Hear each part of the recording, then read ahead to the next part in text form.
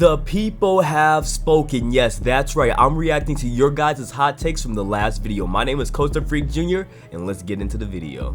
Kicking off the video, we have a hot take from Kenneth Sanders saying that Top Thrill Dragster will reopen in 2023 with a new launch, new trains, new theme, and new paint. They do not see any layout changes happening. CP does not have the space, and they don't expect anything great from Cedar Point in the future. They just don't have the room for expansion, and they will remove attractions to build new attractions. Cedar Point sucks these days. Thank you for the comment, Kenneth, but I'm gonna have to respectfully disagree with you there. Not only is Cedar Point my favorite park, it's also my home park, and like let me take a second, Kenneth, to give you a few reasons why you're wrong. Okay, Top Thrill Dragster, Millennium Force, Maverick, Steel Vengeance. Like, bro, like how could you sit here and say that they suck these days? Like, yes, obviously have they had a few down years, but everybody's had a few down years due to the pandemic, so of course things are going to be slow as far as adding new attractions. I personally think there was going to be a very big attraction coming next year, which it still might be with Top Thrill Dragster's reimagination process, but that budget got moved backwards a few years, so that's the only reason why. As far as expansion in space, I don't understand like the whole argument behind this one, because there's really so many options out there. I think we just look at it as a single plane peninsula and don't really get too innovative with our imagination here on a logical spectrum. Of course, like I'm not saying just go build out into the middle of the ocean, but there are definitely ways that they can continue to innovate with the space that they have, and I do not think necessarily have limited space here. But to get back to the first part of that comment, I do definitely think there will be a retheme. I do definitely think there will be a name change and new, I want to say there's going to be new paint, but I do not know if they're going to really be out here painting a 420-foot tower in the middle of the winter. So I'm honestly starting to get a little nervous with the painting as far as the retheme goes, but definitely a new name. And you say you don't see layout changes. I'm thinking twisted vertical spike. If no twisted vertical spike, I'm saying no layout changes. Let me know if you agree with Kenneth or if you agree with me in the comments below. For our next hot take, we have Paxter here saying that Fury 325 is the world's most overrated roller coaster and they'd rather ride any other coaster. Now that is a spicy hot take right there. The oven is on, we are cooking. Like, not only is Fury 325 overrated, but the world's most overrated roller coaster. Like, wow. Now I'm gonna have to disagree with you on that one to a certain degree. While I do think some of the hype surrounding Fury 325 is a little bit of noise and not all backed up by the ride experience, it still is a top 3 Giga coaster. It is still a top 3 Giga. But there are some other coasters out there that have better elements and moments, but to call it the world's most overrated? Oh, Paxter chose violence today. Let me know how you feel about Paxter's hot take in the comments below, and let me know how you feel about my reaction. Do you think I'm right, or do you think Paxter's right? Is Fury overrated? Let me know below. Let's get on to the next. Let's get on to the next hot take. Our next hot take comes from Gavin's friend, and they also say that Fury 325 is overrated. Like, are they onto something? Like, let me know in the comment section. They might be knowing something we don't know, bro. Like, cause it seems like there's quite a few bit of people that think Fury's overrated. Let me know in the comment section below. I don't know. Our next hot take here comes from Matthew, and they say that they think that Leviathan is better than Millennium Force. Now, I personally have never ridden Leviathan because I have not been to Canada's Wonderland, but I honestly think Leviathan might be better than Millennium Force. Like, I don't know if that's like making a lot of Cedar Point stands mad or not, but me personally, even though I have never ridden Leviathan, just the great things that I've heard about it, and it is a newer, way newer Giga than Millennium, I think that it might be better. I don't know. Is that a hot take, guys? Let me know in the comment section below. Do you think that me and Matthew are tripping? Or is Millie still the king of Gigas? Like, let me know. Or do we throw 325 in this conversation? Is Fury better than Millie? And is Fury better than Leviathan?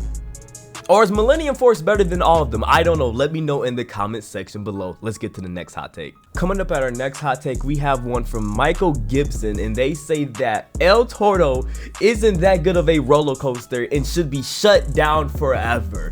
Now, I personally am going to have to disagree with you there. While El Toro is not my favorite roller coaster, I definitely still think it is the best wooden roller coaster in the world, but definitely not one of the best roller coasters in the world. But to say it isn't that good of a ride and should be shut down forever, like, you didn't even say it should get the RMC treatment. You said just shut it down. Like, you woke up and you guys are choosing violence today. Like, you guys are trying to start war in the comment section. But for real, like, let me know, are you guys upset about that? Like, cause I know there's a lot of El Toro fans that absolutely love that ride that watch my channel. So how do you guys feel about that? Should El Toro just be shut down and scrapped? And should they put something better there? Or is El Toro like the king of wooden roller coasters and deserves to live on as a legacy? Let me know in the comment section below if you agree with me or the homie Michael Gibson. Alright, let's get to the next hot take.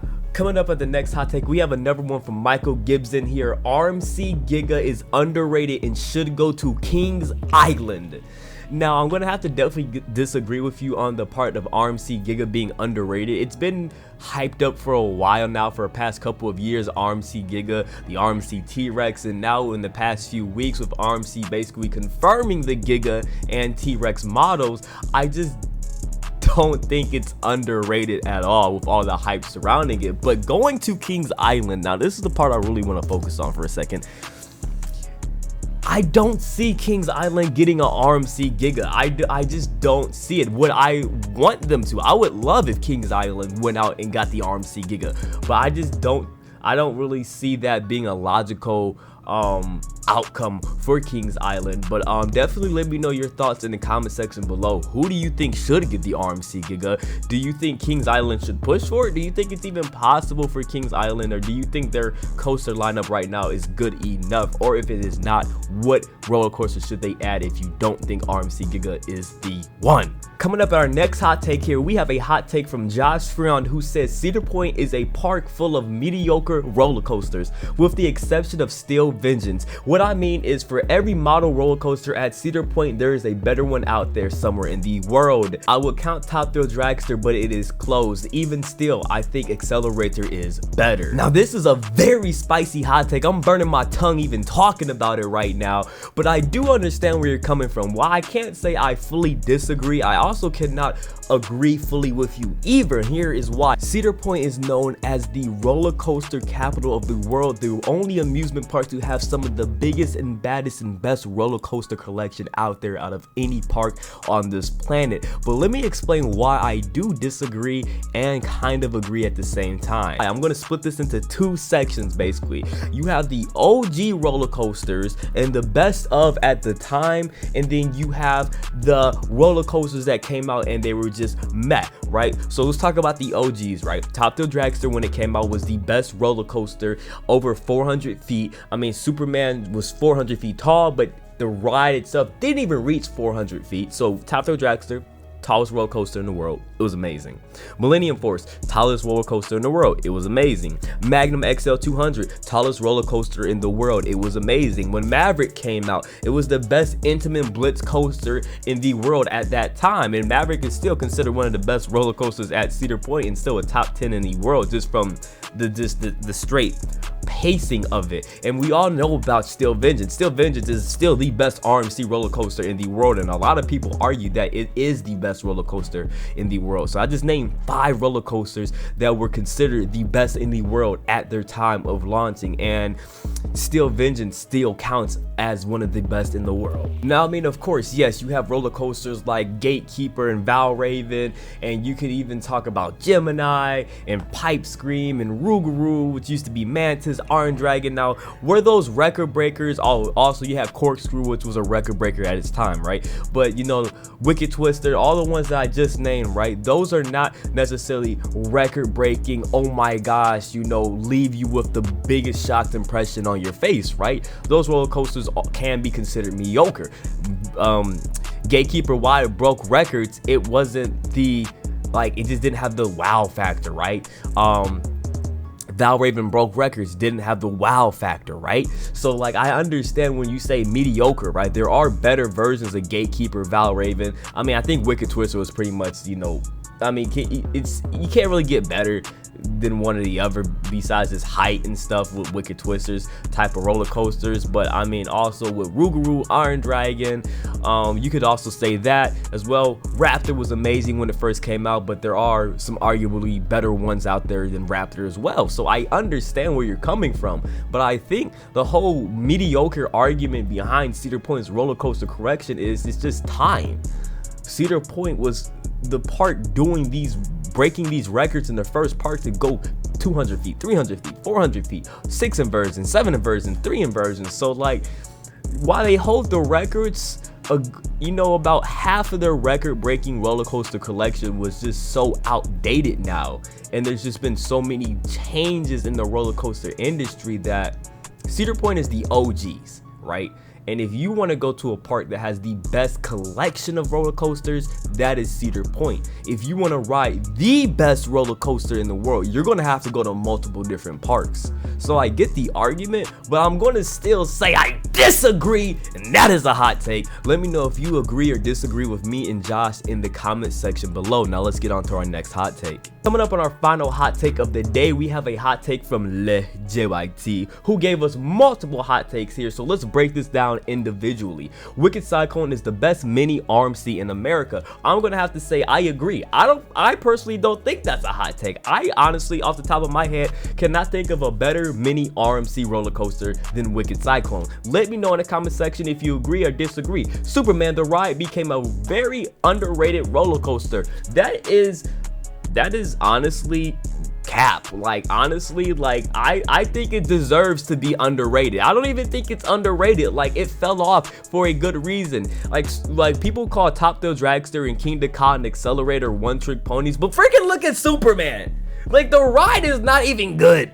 Like, I'm sorry, like, if you think that's a hot take, let me know in the comments below, but I'm just not that hyped on about Superman. Like, come on, okay? El Toro has the best drop on a coaster and the best airtime moment on a coaster, better than Steel Vengeance Outbake in 12. Somebody give me a fire extinguisher right now, okay? Right now, okay? Like, are you crazy? Like, I could understand you saying of a wooden roller coaster, but you just compared El Toro to an RMC. That is a hot take. There is no way. I'm sorry. Like, El Toro is great, but it's not better than Steel Vengeance. And it's definitely not better than Steel Vengeance Outbank Turn. And to say that El Toro has the best drop on any roller coaster? Are you drunk? Are you drunk? Are you drunk? I'm done with that hot take. That one we're done with. We're done with that one. Let me know if you agree or disagree, because I know we got a bunch of El Toro fans in the comments. So let me know. The next hot take here, we have stand-up coasters are the singular worst model to ever exist, although this could change with the surf coaster.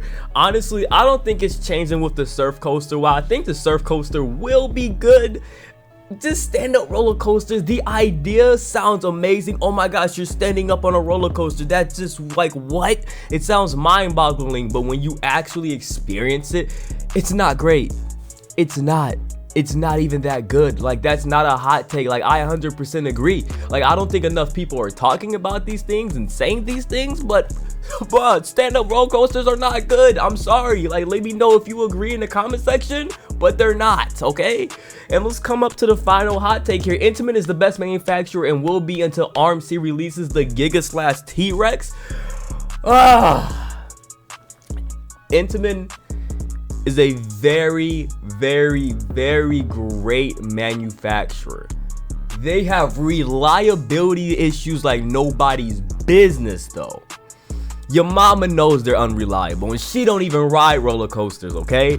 But I totally agree. Like, Intamin is the best. Intamin is the best. And I would say after Intamin, it would be B&M. But then I think RMC took that spot from B&M.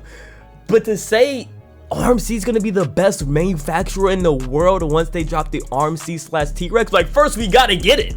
We gotta get an RMC Giga/T-Rex. We gotta get it first.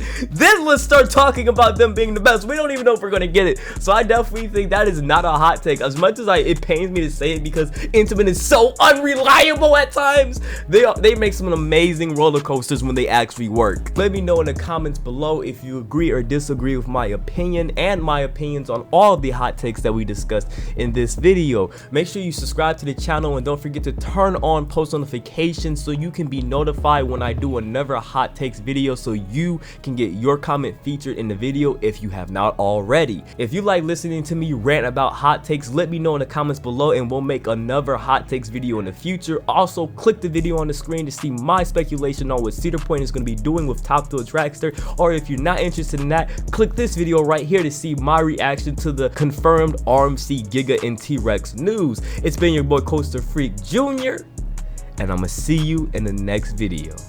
I'm out.